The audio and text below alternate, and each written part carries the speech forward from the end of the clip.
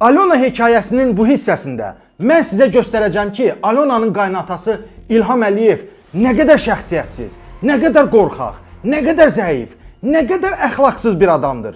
Artıq serialın 4-cü bölümü yayımlanır, amma İlham Əliyev hələ də susur.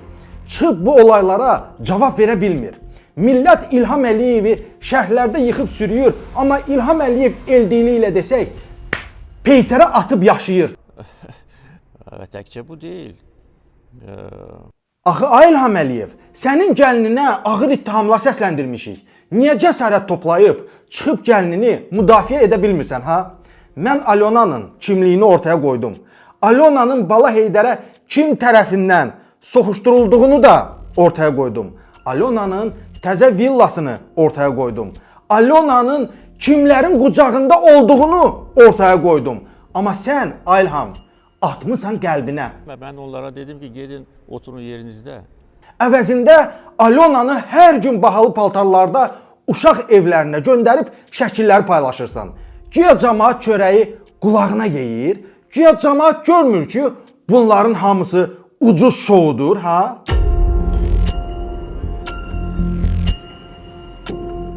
Hörmətli izləyicilər, serialımızın bu hissəsi mənim üçün çox önəmlidir. Çünki bilmədiyiniz bəzi məsələlər var. Çünki namus qeyrətdən məhrum olan şəxs İlham Əliyev mənim vəfat etmiş anamın ruhunu incidib. Mənim anamın adına dil uzadan şəxsi mən faktlar qarşısında diz çöktürürəm.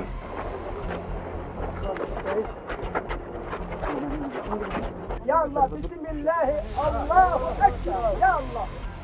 Şimdi yavaş yavaş aşağı. Düppədüz aparlar, ayağınla başı hamısı düppədüz olur. Dəfələrlə mənə deyirdilər, Mehma, bax, sənə lazım idi mı, bunu çəkirdin, sənə lazım idi şans nazirin, nəyi var. Və dünən də mən həbsxanaya qaydanda mənə yenə də bildirdi, bax, sənə lazım idi, anavı itirdin. Mən düşünürəm ki, mən təəssüflənmirəm elədiklərimə. Mən anamı itirdim, bundan sonra mən 2 qat daha da çox fəaliyyətimi artıracağam. Yəni fəxr edirəm anamla ki, Azərbaycana belə bir övladlar böyüyüb.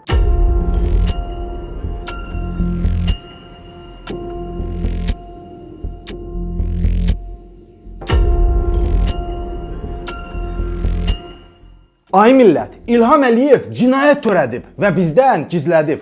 Bu kadrlara baxın, bu 2024-cü ildə keçirilən Azərbaycan parlament seçkiləridir. Və görürsünüzmü, Alona Əliyeva həmin seçkilərdə səs verir. Əgər Alona Əliyeva Azərbaycanda səs verirsə, deməli bu adam Azərbaycan vətəndaşıdır. Azərbaycan dilini bilməyən, Azərbaycan dilində yaza bilməyən, Azərbaycan dilində heç nə qanmayan adam necə vətəndaşlıq alıb, ha? Bəzən bu şeyləri demirəm vətəndaşlara ki, vətəndaşları irgəndirməyim. Əgər Alona Bala Heydərlə nigaha girib vətəndaşlıq alıbsa, qanun deyir ki, o ən azı 5 il Azərbaycanda daimi yaşamalıydı. Onlar 2022-ci ildə nigaha giriblər. Necə ola bilər ki, Alona 2024-cü ildə seçkilərdə Azərbaycan vətəndaşı kimi səs verir, ha? Üstəlik, eyni ildə Ukrayna privat bank hesabında Ukrayna vətəndaşı kimi pul köçürmələri edir. Buyurun baxın, əlimdə Alona Əliyevanın Ukrayna privat bankından olan çıxarışı var. Klienti privat bank Ukrayna. Görürsünüzmü? 2021-ci ildə Alona Qonçar Aleksandrovna telefon nömrəsi, ad, soyad, doğum tarixi, hesab nömrəsi, müştəri informasiyası, ünvandan tutmuş Ukrayna pasport nömrəsinə qədər 2021, 2022, 2023 bu adam Ukrayna vətəndaşı ola necə gəlib bizdə səs verir? Deməli İlham Əliyev burada da bizə kələk gəlib. Oğraş İlham Əliyev hər addım başı bu Alona ilə bağlı bizə yalanlar danışıb və saxta informasiyalar verib.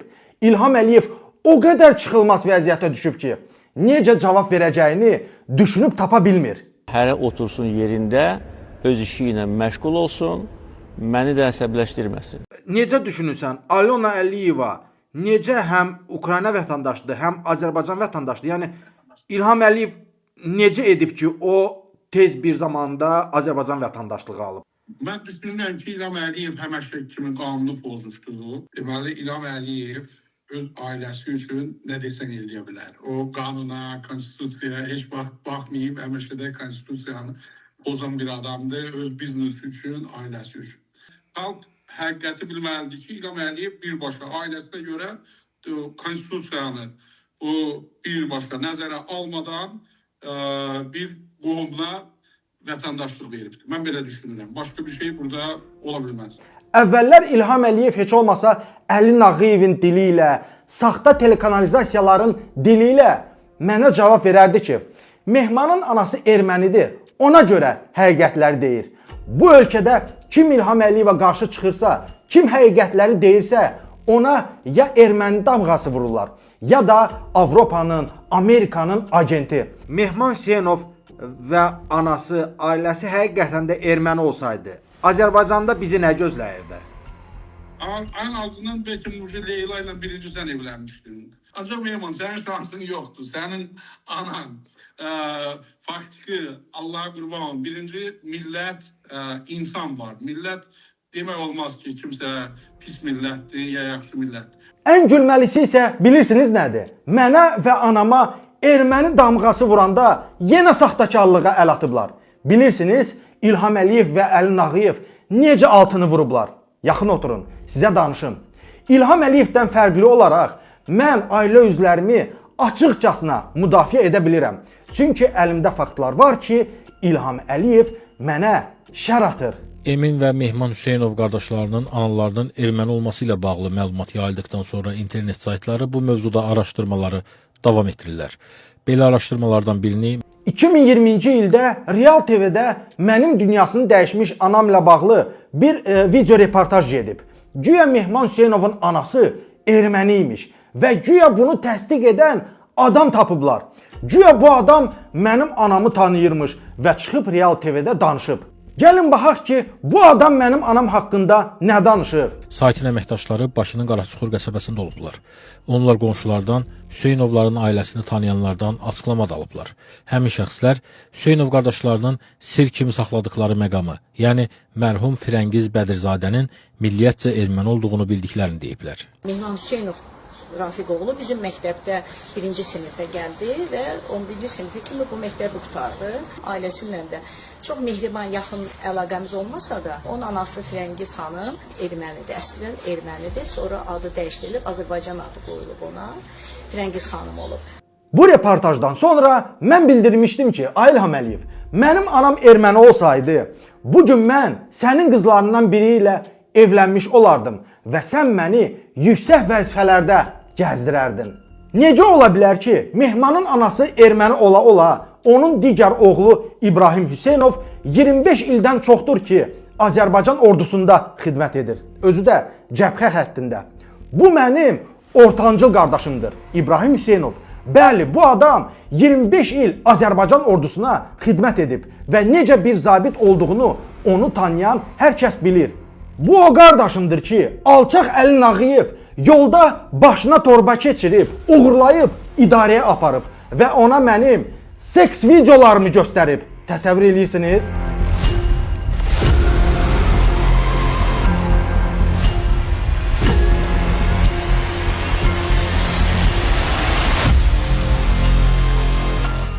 ...2020-ci ildə müharibə başlayanda bizim evimizə çağırış gəlmişdi ki, İbrahimi vətən çağırır. Vətənin sənə ehtiyacı var. Deməli, bu oğraş İlham Əliyev həm bizi erməni çıxardır, həm də bizi müharibəyə çağırır. Mən həmin vaxt Suraxanı voyinkomatı ilə görüşdüm və dedim ki, bu cındırbalıları Real TV-də bizim ailəmizi erməni çıxardıb. İndi isə deyirsiniz ki, gəl gedək döyüşməyə. Nə vaxt ki, İlham Əliyev mənim ailəmdən üzr istəyər, onda da ordunun zabitini çağırar orduya. Bu söhbətdən dərhal sonra mən DTX-nın rəisi Əli Nağıyevlə üz-üzə görüşmüşəm və xidmət rəisi mənə bildirib ki, bəs narahat olma, videonu efirlərdən çıxarmışıq. Çünki sizin ailənizə təsadüfi adam şər atıb. İlham Əliyevin bundan xəbəri yoxdur və s. Əlbəttə ki, Əli Nağıyevin mənə danışdığı şeylər nağıl idi. Məhz İlham Əliyevin tapşırığı və Əli Nağıyevin vasitəsilə mənim anama şər atdılar ki, güya o ermənidir. Həqiqətən də 2020-ci ildən sonra mənim anamla bağlı video hər yerdən pozulmuşdu. Sanki belə bir video olmayıb. İçimdə bir narahatçılıq var idi ki, bunu boşuna pozmayıblar.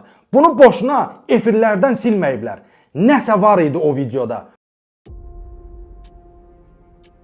Onun anası Firəngiz xanım ermənidir, əslən ermənidir. Sonra adı dəyişdirilib Azərbaycan adı qoyulub ona. Firəngiz xanım olub. Məsələ budur ki, mənim əlimdə o efirlərdən pozulan video var və mən bilirdim ki, bir gün bu video mənə lazım olacaq. Təzəlikcə mənə bir mənbədən yazdılar ki, salam, mən bilirəm o vaxt sənin anana bu şər kampaniyasını kim təşkil edib? Əli Nağıyev sənin anana şər atmaq üçün DTX agentini, işverənini istifadə edib. O, Suraxanlı rayon DTX şöbəsinin işverənidir və sənin illər əvvəl oxuduğun 141 nömrəli məktəbdə işləyir.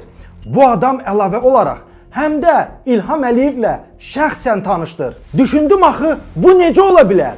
Əli Nağıyev mənə demişdi ki, anana şər atan qadın təsadüfi adamdır və bizlə İlham Əliyevlə əlaqəsi olmayan biridir.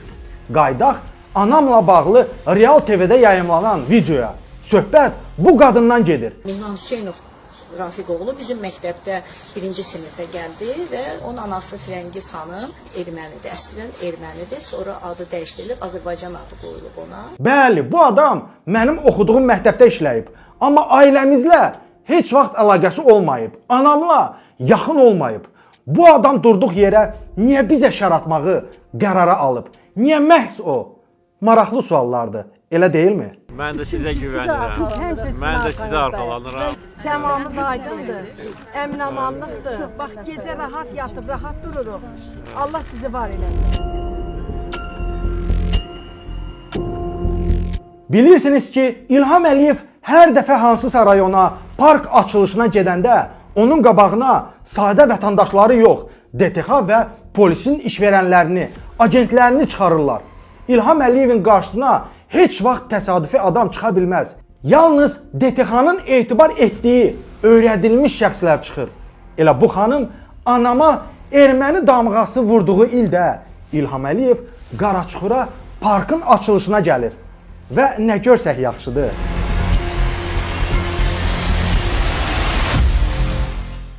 Çox şadam ki, bugün sizinlə birlikdəyəm və ölkəmizin uğurlu inkişafı bundan sonra da təmin ediləcək. İnanırsınız, mən özüm nənəyəm, 9 nəvəm var. Allah sizin də nəvələrinizin canını salmaq etsin. Gəlib məktəbdən həmişə onları aparanda yapışırlar, nənə, gedək burada parkda gəzək də. Bu balaca bir, mən hesab edirəm, Dubaydır, siz bizə bağışladınız. Balaca kiçik bir Dubaydır, doğrudan cənnətdir. Buran haqqı cənnətdir. İndi səhər saat 5-ə kimi gəlsin, 10 milyonuncu Mehriban xanım oldu. Mehman Hüseynov Rafiq oğlu bizim məktəbdə 1-ci sinifə gəldi. Ailəsinlə də çox mehriban, yaxın əlaqəmiz olmasa da, onun anası Firəngiz xanım ermənidir, əslən ermənidir. Sonra adı dəyişdirilib Azərbaycan adı qoyulub ona. Bu balaca bir, mən hesab edirəm, Dubaydır, siz bizə bağışladınız. Balaca kiçik bir Dubaydır, doğrudan cənnətdir. Buran haqqı cənnətdir. Mən axı sizə demişdim, İlham Əliyevin nə qədər şəxsiyyətsiz, nə qədər oğraş, nə qədər alçaq adam olduğunu sübut edəcəm. Görürsünüzmü?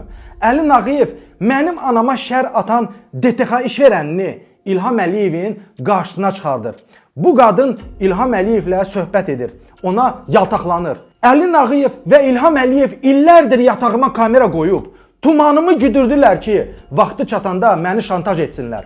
Amma xəbəri yox idi ki, onların gəlinini, Alona Əliyevanı da bir gün çəkən tapılar.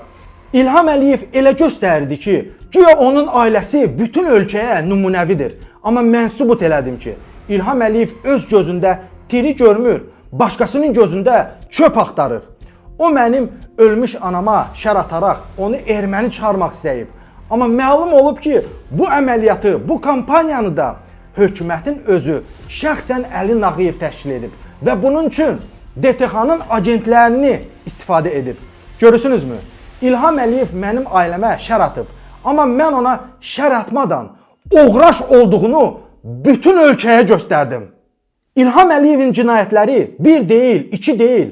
O özü nə qədər əxlaqsızdırsa, gəlini Alona Qonçar da bir o qədər əxlaqsızdır. Diqqətlə baxın, mən anamı açıq-açıq müdafiə edə bilirəm. Çünki bizim alnımız açıqdır. Ay İlham Əliyev, sən amma ifşa etdiyin gəlinini müdafiə edə bilmədin. İlham Əliyev, erməni olmaq ayıb deyil, amma Ukrayna vətəndaşının Azərbaycanda səs verməsi, bu millətin pulunu uğurlayıb öz əyin başına xərcləməsi, Azərbaycanca danışa bilməyən Ukrayna vətəndaşının gəlib Azərbaycan alimlərinə Azərbaycan dili ilə bağlı leksiya oxuması birbaşa çox üzr istəyirəm. Qəhlikdir. Alyona Qonçar Əliyeva demək olar ki, mənimlə yaşıddır. Mən ömür boyu həqiqətlərin axtarışındaydım.